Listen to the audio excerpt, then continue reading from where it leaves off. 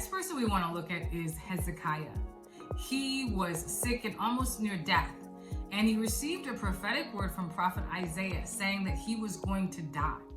Now, King Hezekiah responds correctly to this. He goes to the Lord and asks him to turn it around. Hezekiah didn't complain. He didn't have a pity party. He didn't lick his wounds. Instead, he goes to the person that can turn this around if it's in his will, and that's God. And so we want to see what God did in this moment. Isaiah 38, we're going to read 1-5. In those days, Hezekiah was sick and near death. And Isaiah the prophet, the son of Amos, went to him and said to him, Thus said the Lord, set your house in order, for you shall die and not live.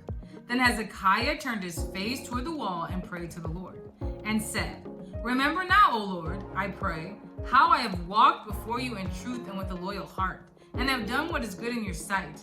And Hezekiah wept bitterly.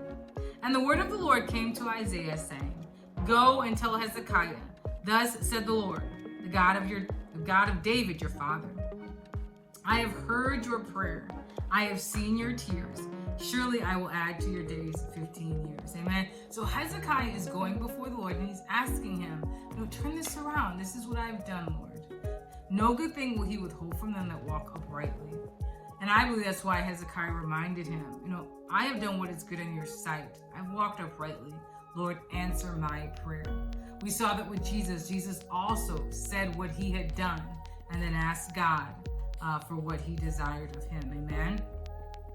God is a gracious and a merciful God. He's not going to withhold something from you that he can do. I mean, he can do all things, but meaning that it's in his will. Amen. That it's in his will. I love this too because Hezekiah was not afraid to ask God for more time. He wasn't afraid to take this prophetic word that he received to the Lord and say, Lord, can this be changed? Amen. Can this be turned around? And God answered his prayer.